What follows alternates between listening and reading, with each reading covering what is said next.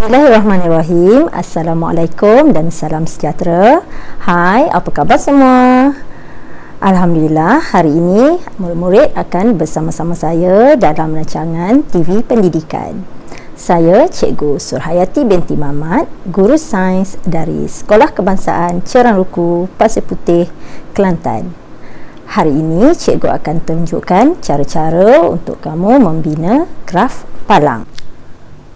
Membina graf adalah salah satu daripada 12 kemahiran proses sains KPS, iaitu berkomunikasi. Berkomunikasi adalah kemahiran menggunakan pernyataan atau simbol grafik seperti jadual, rajah, model dan graf untuk menerangkan sesuatu tindakan, objek atau peristiwa. Hari ini cikgu akan tekankan kepada membina graf. Mungkin ada di antara kamu yang keliru dengan istilah graf.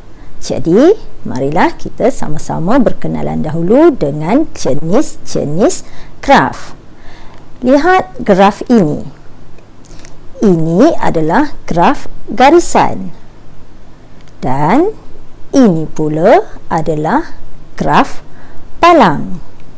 Tahukah murid-murid, graf palang juga dikenali sebagai graf bar ataupun carta palang. Jadi, semua ini adalah benda yang sama. Cuma yang berbeza hanyalah istilah. Jadi, cikgu harap murid-murid tidak keliru dengan istilah-istilah berkaitan dengan graf. Jadi, hari ini cikgu akan memberi sedikit panduan untuk kamu membina graf palang. Baiklah murid-murid, di sini cikgu sertakan beberapa panduan untuk kamu membina graf palang. Pertama, guna pembaris. Kamu harus menggunakan pembaris sewaktu melukis graf palang untuk mendapatkan graf palang yang kemas dan dengan skala yang tepat. Kedua, kenal pasti pemboleh ubah manipulasi PM dan pemboleh ubah bergerak balas PB yang biasanya terdapat dalam pernyataan, jadual ataupun rajah. Ketiga, lukis paksi X dan Y. Untuk paksi X dan Y ini, cikgu lebih suka menggelarkan ia sebagai huruf L besar. Apakah itu huruf L besar? Mari kita lihat sama-sama. Ini adalah, ya Allah ya Tuhan. Baiklah murid-murid, di sini cikgu akan sertakan beberapa panduan untuk kamu membina graf palang. Pertama, guna pembaris. Kamu harus menggunakan pembaris sewaktu melukis graf palang untuk mendapatkan graf palang yang kemas dan skala yang tepat. Seterusnya, kenal pasti pemboleh ubah manipulasi PM dan pemboleh ubah bergerak balas PB yang biasanya terdapat dalam jadual, pernyataan ataupun rajah. Seterusnya, lukis paksi X dan paksi Y. Untuk paksi X dan Y ini, cikgu lebih suka gelarkan ia sebagai huruf L besar. Apa itu huruf L besar? Cuba lihat di skrin. Ini adalah paksi X untuk kamu memasukkan maklumat tentang PM. Dan ini pula adalah paksi Y untuk kamu memasukkan maklumat PB. Di sini, cikgu bagikan contoh PM adalah tahun. Dan di sini pula contoh untuk PB adalah bilangan penyu yang diancam kepupusan. Di sini biasanya murid-murid akan melakukan kesalahan semasa memindahkan maklumat antara PM dan juga PB. Untuk mengelakkan kesalahan kedudukan ini, cikgu nak bagi satu lagi tips kepada kamu. Ingat cerita Pingu. Apakah itu Pingu? Pingu ialah PM, Pingu mati, perlu tidur. Dan PB, Pingu bangun, perlu berdiri. Boleh? Jadi cikgu harap dengan cerita Pingu itu tadi, kamu tidak akan bertukar lagi kedudukan antara PM dan juga PB. Setelah kamu kenal pasti PM dan PB yang betul, maka masukkanlah data untuk PM, contohnya sebegini, dan data untuk PB, contohnya sebegini. 15, 20, 25, 30 dan 35.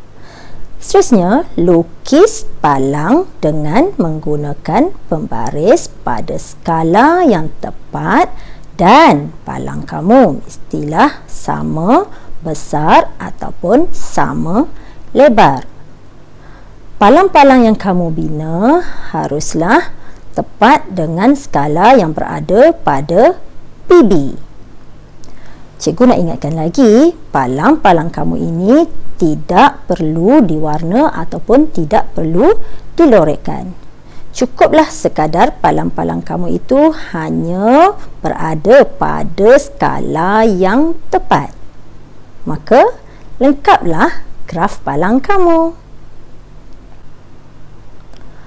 Baiklah murid-murid, berdasarkan beberapa panduan yang telah cikgu berikan tadi untuk membina graf palang, jom sama-sama kita cuba berkomunikasi daripada satu bentuk ke komunikasi graf palang.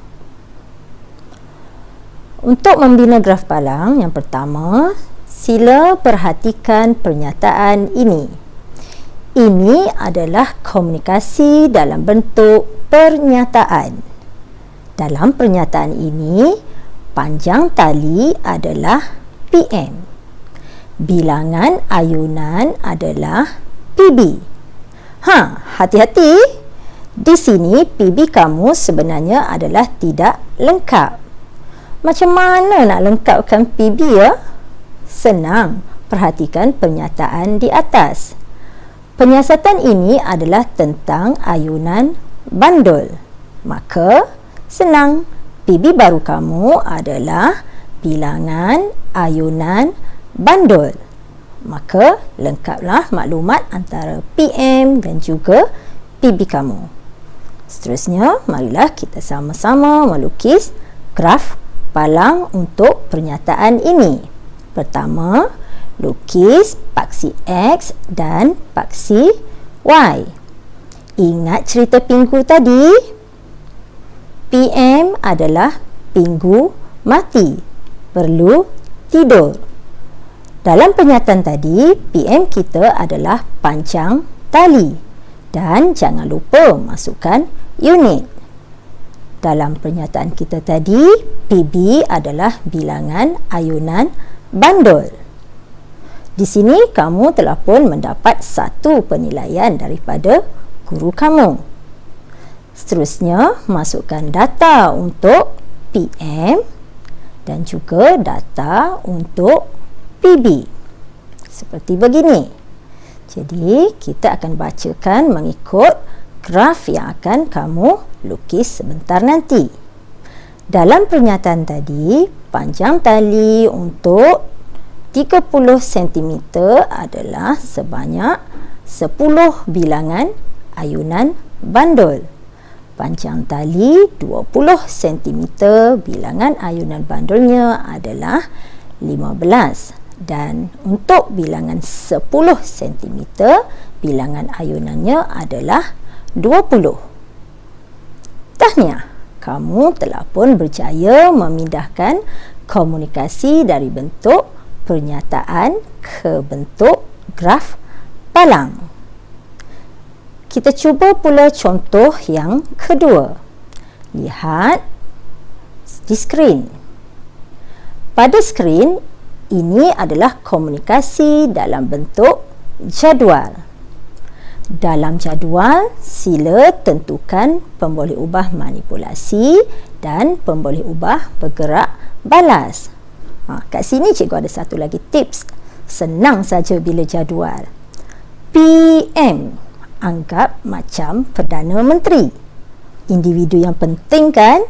Maka PM harus berada di hadapan. PB berada di belakang. Apa yang kamu perlu buat selepas kamu kenal pasti PM dan PB? Okey, lukis paksi X dan paksi Y, huruf L besar. Okey, di mana kamu nak letakkan PM dan PB? Ingat cerita Pingu. PM, Pingu mati, masa pemanasan, unitnya minit. PB, Pingu bangun, perlu berdiri, suhu air berserta dengan unitnya darjah Celsius. 1 penilaian untuk kamu. Seterusnya, masukkan data untuk PM seperti ini dan data untuk suhu air seperti ini. Lukis graf dengan menaikkan bar yang sama besar atau sama saiz. Ingat, jangan lupa pembaris. Maka kamu telah pun berjaya menukarkan komunikasi dari bentuk jadual ke bentuk graf palang. Contoh seterusnya. Ini adalah komunikasi dalam bentuk rajah. Rajah ini menunjukkan saiz fasa bulan yang dapat dilihat dari bumi pada hari-hari tertentu dalam bulan takwim Qamari. Perhatikan rajah betul-betul. Mari sama-sama kita cari mana PM dan mana PB. Dalam rajah ini, hari adalah PM. Saiz fasa bulan adalah PB. Dah tahu mana PM, mana PB, apa lagi? Lukislah huruf L besar. Masukkan maklumat PM. Penguin mati. Tidurlah dia. Hari. Dan PB. Penguin bangun. Saiz fasa bulan. Berjaya mendapatkan 1 penilaian daripada guru kamu. Seterusnya, masukkan pula data untuk PM. Data untuk hari seperti 1, hari ke-4, hari ke-11 dan hari ke-15. Ingat, dalam rajah biasanya kita tiada skala untuk PB. Skala untuk PB hanya biasanya kita lihat di dalam ketinggian graf yang akan kita lukiskan nanti. Jadi kalau kamu lihat pada rajah sebelum ini, pada 1 hari bulan tiada fasa bulan yang kelihatan. Jadi jangan risau. Tinggalkan sahaja kosong pada 1 hari bulan. Pada 4 hari bulan, saiz fasa bulan mula kelihatan. Jadi, lukislah graf kamu pada 4 hari bulan dengan ketinggian yang sesuai. Pada 11 hari bulan, saiz fasa bulan kamu semakin bertambah. Maka, graf kamu perlu dilukis dengan ketinggian yang bertambah pada hari ke-11. Begitulah juga pada hari ke-15. Saiz fasa bulan kamu akan menjadi lebih tinggi pada hari ke-11. Lukis graf dengan pembaris agar skala dia menjadi lebih tepat. Maka, siaplah graf kamu yang kamu pindahkan daripada rajah. Tahniah anak-anak. Kamu telah pun berjaya menggunakan panduan-panduan yang cikgu berikan untuk kamu melukis graf palang. Baiklah murid-murid, setakat ini sahaja pembelajaran kita untuk hari ini. Cikgu harapkan kamu dapat menggunakan panduan ini supaya kamu lebih yakin untuk kemahiran berkomunikasi. Jumpa lagi di lain siaran. Jaga diri, stay at home, stay safe.